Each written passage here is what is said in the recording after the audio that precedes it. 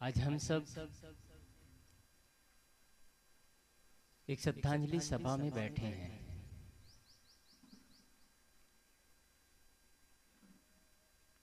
श्रद्धांजलि,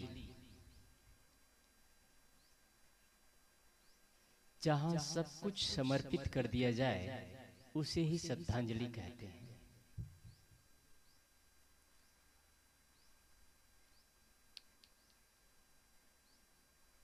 जहां अर्पण करने के बाद में हम अपने महत्वों को समझें, वह श्रद्धांजलि है। श्रद्धांजलि सभा में हम सब इकट्ठा हैं।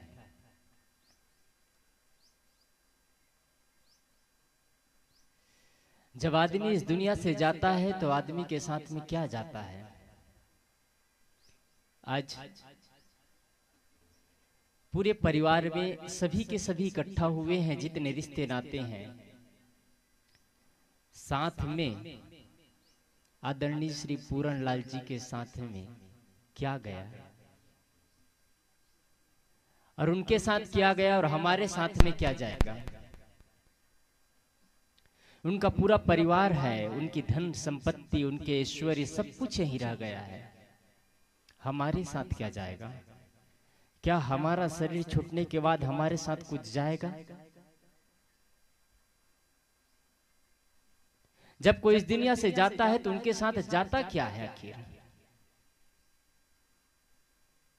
लोग कहते हैं पापा चले गए, मम्मी चले गए, दादी चले गए, दादा चले गए। लोग आकर के देखते हैं तो यही है। वो तो सोया हुआ है, वही बाल, वही कपड़े, वही चाम, वही शरीर, वही खून, वही शरीर में मल मूत्र सब कुछ वही, कोई चीज नहीं बदला है। लेकिन गया तो क्या गया आखिर? हमारे साथ में जाता क्या है? हमारे साथ में हमारा शरीर भी नहीं जाता है। विडंबना तो ये है। एक फकीर एक धर्मशाला में गया, धर्मशाला में निवास किया। एक दिन 2 दिन रहा। जब दूसरे दिन धर्मशाला से निकलता है तो धर्मशाला के किराएदार है, जो मालिक है, आकर के कहता है मुझे किराया दो। वो फकीर कहते क्या किराया? तूने 2 दिन मेरे धर्मशाला में रहा, उसका किराया दे दो। कहे मेरे पास तो कुछ नहीं है, जितना मैं कपड़ा पहना हूं वही मेरा शरीर में लटका हुआ है, मेरे झोलियों में कुछ नहीं है।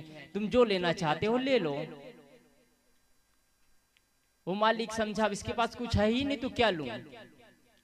वो चला जाता है फकीर। घर जाने के बाद उसकी पत्नी कहती है वो किरायादार गया कि रुका है? कहे रुक चला गया। किराया दिया कि नहीं? कहे किराया नहीं दिया। तुम कैसे मूर्ख हो, उनसे किराया नहीं लिए, जाओ किराया लेकर के आओ। वो दौड़ करके फिर से आता है उस फकीर के पास और फकीर को पूछता है तुमने किराया नहीं दिया, बिना किराया दिए तू जा नहीं सकता, तुमको किराया देना ही पड़ेगा। फकीर के पास में कुछ भी नहीं था। संयोग ऐसा था उनके झोलियों में एक सुई पड़ा हुआ था। उनका कपड़ा फट गया था, उसको तुरपाई करने के बाद उस सुई उनकी झोली में पड़ा हुआ था। झोली से निकाला और सुई को दिया। कहे सुई को रख लो मेरे पास और कुछ नहीं है। वो व्यक्ति कहते इस सुई को क्या करूंगा मैं?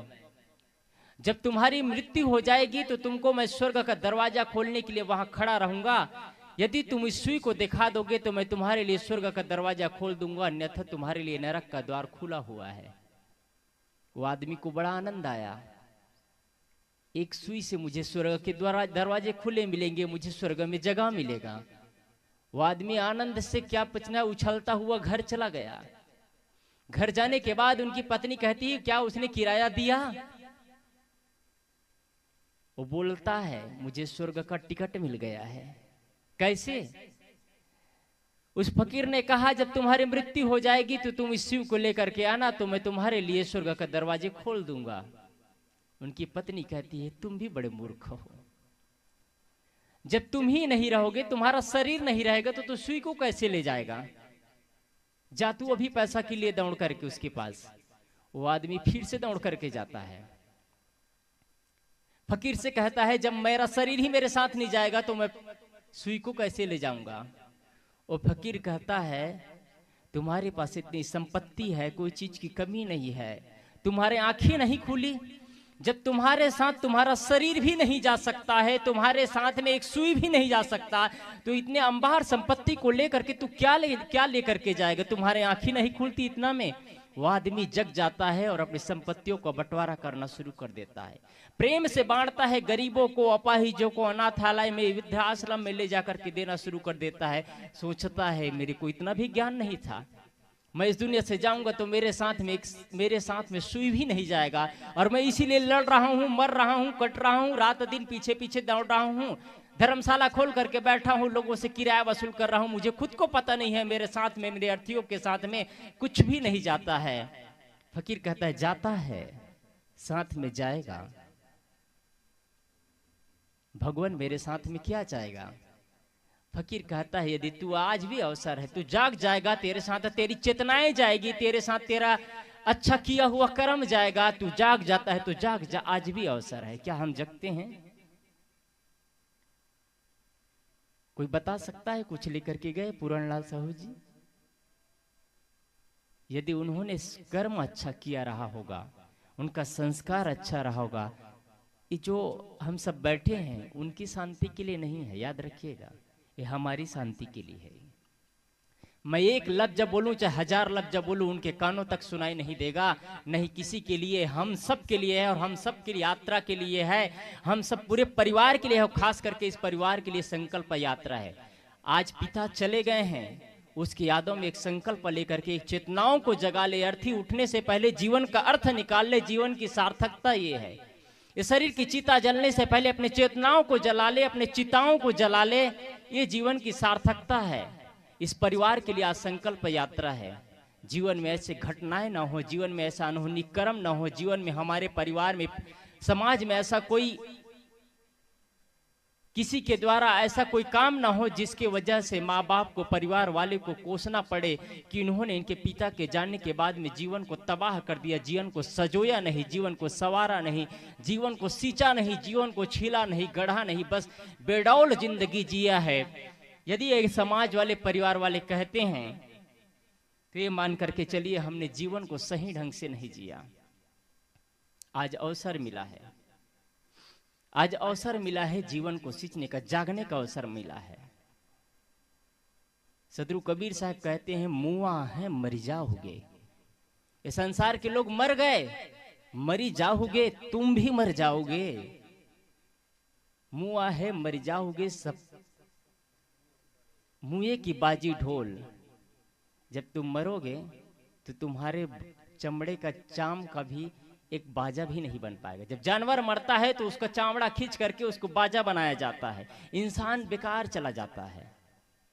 लेकिन इंसान ही एक सर्वशक्तिशाली व्यक्ति है। जब वो जाता है और इस दुनिया में रहता है तो दुनिया को कई बार पलट सकता है, उतनी शक्ति है। आज आदमी के पास इतने विस्फोटक शक्ति पैदा हो चुका है, अच्छी शक्ति के साथ विस्फोटक शक्ति पैदा हुआ है। इस पूरी पृथ्वी को 3-4 बार तबाह कर किया जा सकता है, इतने विस्फोटक चीज भर करके रखा है। आदमी की बुद्धि तो देखिए। मरते मरते जग मुआ, मुआ न जाना कोई, ऐसा हो के ना मुआ जो बहुरी मरना होए। मरते मरते पूरे संसार के लोग मर गए, लेकिन मरने की कला कोई नहीं जान पाया। सदगुरु कबीर साहब कहते हैं ऐसा हो कि ना मुआ जो बहुरी ना मरना होए, ऐसा मरो कि बहुरी ना पुनः मरना पड़े। हम फिर से मर रहे हैं, रोज रोज मर रहे हैं, हर पल पल मर रहे हैं। इसके साथ लड़ाई, उसके साथ लड़ाई, पत्नी के साथ लड़ाई, बच्चे के साथ लड़ाई, माता के साथ, पिता के साथ, परिवार के साथ। मरना है सो मर जाइए।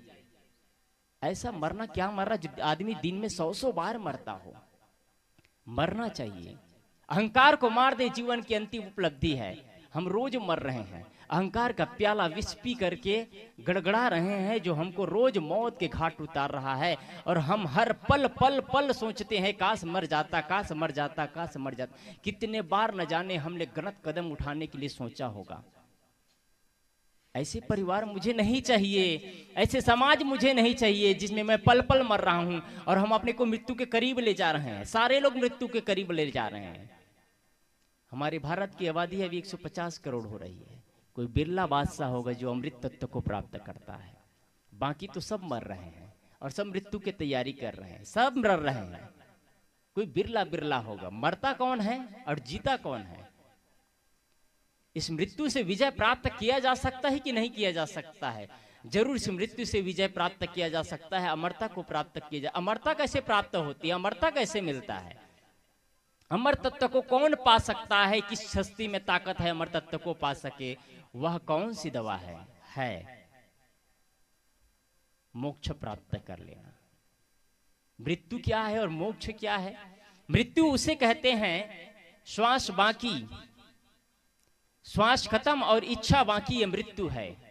श्वास हमारी अभी खत्म होने वाली है, जैसे जर्जरता की स्थिति आ गई है। 70 साल, 80 साल, 90 साल शरीर जर्जर हो चुका है, शरीर शिथिल हो चुका है, शरीर में जोश नहीं है, शरीर में एनर्जी नहीं है, शरीर में ताकतें नहीं है, मन में उफान शैतान है, मन क्रोध में, काम में, लोभ में, राग में, द्वेष में, ईर्ष्या में, जलन में पड़ा है।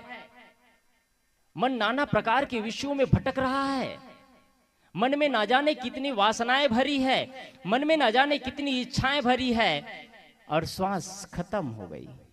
इसे मृत्यु कहते हैं। इन भाषाओं को पलट दो तो मोक्ष मिल जाता है। अर्थ करने में 80 सेकंड नहीं लगेगा, लेकिन जीवन जीने में 80 साल कम पड़ जाएगा। इच्छा खत्म, श्वास बाकी, अमृत, ये मोक्ष है। हमारी इच्छाएं खत्म हो गई। अवस्था कितनी है इसका महत्वपूर्ण नहीं है।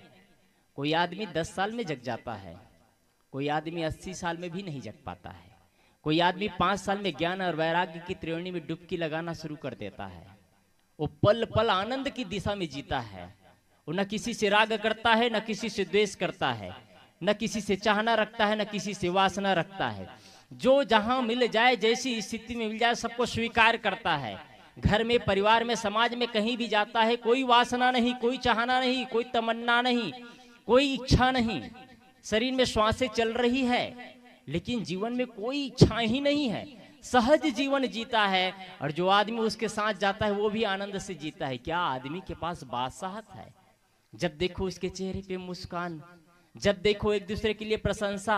न कभी माता के लिए, न पिता के लिए, न पत्नी के लिए, न बच्चे के लिए, न समाज के लिए, किसी के लिए शिकायत नहीं है।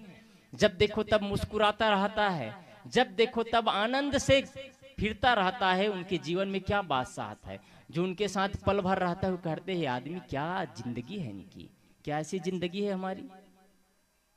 हम जिंदगी को मौत के करीब खींच रहे हैं। ये छोटी सी, नन्ही सी, प्यारी सी, मुन्नी सी जिंदगी मिली है, इसको जीवन को संवारना चाहिए। उसके जीवन को और बेडाल बनाते चले जा रहे हैं। अच्छा विचार मिला है, विचारों को जानते हैं कि ये क्रम है, ये सीधा क्रम है, एक टेढ़ा क्रम है, यहाँ चलने से अच्छा होगा, यहाँ चलने से गलत होगा, ये करना अच्छा है, वो करना बुरा है, सारे चीज जानते हैं। लेकिन जानत है परमानत नहीं। हम सब जानते हैं। आज संकल्प यात्रा है। यहां से सिर्फ ले जाकर के आप सभी जाएंगे अभी जलांजलि देने, ले जाकर के पानी दे देंगे, जलांजलि नहीं। ये तो प्रकृति का नियम है, ये तो अपना समाज का बनाया हुआ नियम है। और सच्ची जलांजलि होगी जिस दिन आप जलांजलि देते हैं, जिस वक्त, जिस लम्हे, जिस समय आप जलांजलि देते हैं, आपके जीवन से बुरे दुर्व्यसन, आपके जीवन से बुरे कर्म का भी जलांजलि दे देते हैं आप। अब मुझे ऐसा जीवन नहीं देना है। कोई आदमी गुटखा खाता हो, सिंपल सी बात है, वो गुटखा का जलांजलि दे ले, नहीं तो ये कर्म कांड कर रहे हैं, क्षमा चाहता हूँ। कोई आदमी जाकर के पानी दे दे, पानी उड़ेड़ दे और कहे मैं पूरन लाल साहू जी को मैंने जलांजलि दे दिया, ना, बिल्कुल नहीं हो सकता। आपने गुटखा को छोड़ नहीं पाए तो कौन सा जलांजलि देंगे आप? एक गाली और गलौज को नहीं छोड़ पाए, निंदा और चुगली को नहीं छोड़ पाए, कौन से श्रद्धांजलि दे पाएंगे आप? ये जलांजलि नहीं, ये तो कर्म कांड हो गया। जब वही कर्म कांड से, जब आत्म तत्व को समझते हैं, वही कर्म कांड से जीवन का निर्वाण की स्थिति में ले जाते हैं, वही कर्म कांड से जीवन को संचित करना शुरू कर देते हैं। अब मुझे जीवन को बदलना है, अब जीवन मुझे संचालित करना है जीवन को, जीवन बदल जाता है। वास्तव में सच्ची श्रद्धांजलि ये होगी। कितने लोग श्रद्धांजलि दे पाएंगे?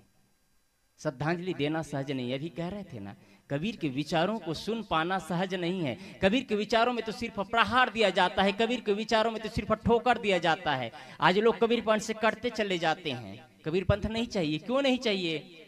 बीड़ी मत पियो, सिगरेट मत पियो, तंबाकू मत खाओ, गुटखा मत खाओ, अंडा मांस मछली मत खाओ, गांजा कदम मत। ये क्या पंथ है जिसमें कोई रंग रौनक नहीं, जिसमें कोई आनंद नहीं, एकदम नीरस जीवन? ये क्या कबीर पंथ है? तो जियो जिसमें रंग मिलता है। पहले लाल करो, फिर पीला करो, फिर काला करो, दांत को रंगाते रहो।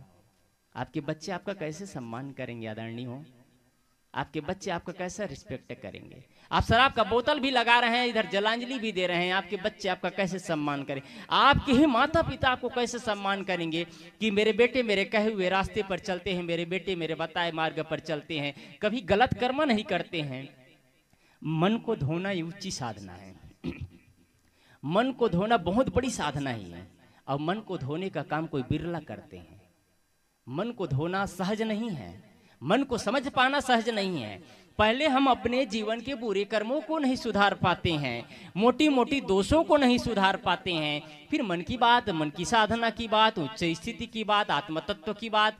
मैं इसलिए आत्म तत्व की बात नहीं करता हूं। मैं आत्म तत्व तो कोई अकेले में एकांत में रह करके सीख सकता है। आत्म तत्व की परिभाषाएं तो सब जानते हैं, मेरे से ज्यादा आप सब जानते हैं, इतना जानता हूं मैं। जितनी मैं आत्म तत्व की परिभाषा बताऊं, शायद उससे कहीं ज्यादा आपको पता है आत्म तत्व क्या चीज है। ये शरीर चला जाता है, शरीर अजर है, अमर है, अखंड है, शरीर टूटता नहीं, शरीर टूटता है, आत्माएं नहीं टूटती है, आत्माएं विखंडित नहीं होती है। ये सारे परिभाषा आपके पास है, लेकिन हमारे पास ज्ञान है और आचरण नहीं, तो बिना आचरण के ज्ञान किस काम का है? इसलिए आदमी बंधु जलांजलि देना, श्रद्धांजलि अर्पित करना सहज नहीं है। आज इस परिवार के लिए, आज इस पूरे समाज के लिए, और जो अपने जीवन में आदर्श उपस्थित करना चाहता है, जो आदमी अपने जीवन को सही दिशा में ले जाना चाहता है, जब आपके बच्चे आपका चरण स्पर्श करे, आपके परिवार वालों के सामने जब आप मुस्कुराए, आप सबसे गले मिले, तो आपसे मिल करके आनंद आए, आपके चेहरों में कोई रंगावट ना हो, आपके दांतों में कोई रंगावट ना हो, सिर्फ एक हल्की सी मुस्कान हो जिसमें सारे दुख हजम हो जाए। कितनी बड़ी समस्याएं आए जब एक दूसरे के चेहरे देखते हैं, एक चेहरे में दूसरे चेहरा जब देख करके मुस्काते हैं, तो बड़ी बड़ी समस्याओं को हजम करने की शक्तियां पैदा हो जाती है। और जब वही गाल फुलाए लोग बैठे रह जाते हैं, जब विस्मय दुख भरी कहानियों में एक दूसरे को देख करके और द्वेष बढ़ता चला जाता है, वहां डॉक्टर की दवाई काम नहीं आता, वहां बड़े बड़े हकीमों का दवाई काम नहीं आता है। आत्मी बंधुओं, जब मौत आती है तो हमारे साथ में कुछ भी नहीं जाता है। हमारे साथ में, मैंने कहा, हमारे साथ में एक सुई भी नहीं जाता। शरीर हमारे अधीन में नहीं है। हम पूरे दुनिया को अपने वश में करना चाहते हैं। हम अपने माँ बाप को अपने वश में करना चाहते हैं, पत्नी को वश में करना चाहते हैं, बच्चे को वश में करना चाहते हैं, परिवार को और समाज को अपने वश में करना चाहते हैं। मैं चाहता हूं कि मेरे इशारे पर चले, मेरे बताए हुए मार्गों पर चले। हम सबको अपने की इशारे पर नचाना चाहते हैं। हकीकत तो है कि हमारा जीवन अपने वश में नहीं है, हमारा शरीर अपने वश में नहीं है। वश में सिर्फ है तो हमारा आत्मा हमारे वश में है, हमारा मन हमारे वश में है। हमारे मन को कोई संचालित करता है? नहीं, हमारे मन को हम संचालित। आज दशा उल्टी है, हम अपने इंद्रियों को संचालित नहीं करते हैं, हम अपने इंद्रियों को ऑपरेट नहीं करते हैं, इंद्रियां हमको कोऑपरेट करती है। हमारा मन हमको कोऑपरेट करता है, गलत दिशाओं की ओर ले जाता है, गलत मार्ग पर ले जाकर के भटकाता है। हम गलत दिशाओं की ओर जाते हैं, हम इंद्रियों को संचालित नहीं कर रहे हैं, इंद्रियां हमको संचालित कर रही है। भगवान कृष्ण अर्जुन से कहते हैं, इंद्रिया ही नहीं परमार्थी ही विषया ही वर्तन्ते। जो लोग इंद्रियों से यत्न करते हैं, प्रयत्न करते हैं, साधना करते हैं, उनको भी इंद्रियों सावधान न रहे तो कहीं के कहीं ले जाकर के गिरा देती है, पटक देती है। आज जलांजलि देने आए हैं, सावधान हो जाए, इंद्रियों को समेट ले, हमारा तन मन वचन से हम पवित्र हो, हमारे साथ में अंतिम में कुछ भी नहीं जाएगा। एक जगह एक जहुरी जंगल में बैठा हुआ था, जंगल में बैठा हुआ था एक जहुरी, उसके साथ में एक व्यक्ति बैठा था। तो कुछ देर बाद बड़ी भीड़ आई, गाड़ियों, कई गाड़ियां आई, ना जाने कितनी गाड़ियां, और जंगल साफ सुथरा जगह था। उसमें ऐसा ही पंडाल लगाया गया था और उसको पूरा रौनक किया गया था, सजाया गया था, पूरा डेकोरेशन, पूरा आधुनिक ढंग से उसको सजाया गया था। कुछ देर बाद गाड़ियां आती गई, अंतिम में गाड़ी आई। उस गाड़ियों में से एक चारपाई उतारा गया, उस चारपाई में एक व्यक्ति सवार था, उस पे लेटा हुआ था। चार आदमी ने कंधे देकर के उसको उठाया और एक जगह समाधि के रूप में बनाया गया था, उसमें उसको रख दिया गया। रखने के बाद जहुरी के साथ में व्यक्ति बैठा था, वो कहते, जहुरी से कह रहे हैं, ये क्या हो रहा है महाजन, आप बता सकते हैं? जहुरी से पूछ रहे हैं, वो व्यक्ति पूछते हैं, महाजन पूछ रहे हैं जहुरी से कि जहुरी साहब आप बता सकते हैं क्या हो रहा है? जौहरी कहते हैं महाजन तुम देखते बस रहो क्या हो रहा है। ये पूरी जीवन की लीलाएं हो रही है यहाँ। ये जीवन के अंतिम सत्यता की ओर ले जा रहे हैं और अंतिम सत्य को आपको पता चलेगा कि हमारे साथ में अंतिम में क्या होने वाला है। एक व्यक्ति को उतारा गया जो लेटा हुआ था और शमशान के रूप में उसको सजाया गया था। सजाने के बाद में उसमें काफी लोग चारों ओर बैठ गए, काफी भीड़, जनसैलाब बैठा हुआ है, हजारों लोग, जिसके चेहरे पे मुस्कान नहीं था, चेहरों में मायूसी छा हुई थी, सबके अंदर तीव्र वैराग, कोई अंदर विचार ही पैदा नहीं हो रहा था, बस एक आनंद, मृत्यु के करीब सब देख रहे थे। अर्थियां वहां पर पड़ी हुई है, लाशें पड़ी हुई है। उतारा गया वो व्यक्ति लाश था। और किसका लाश था?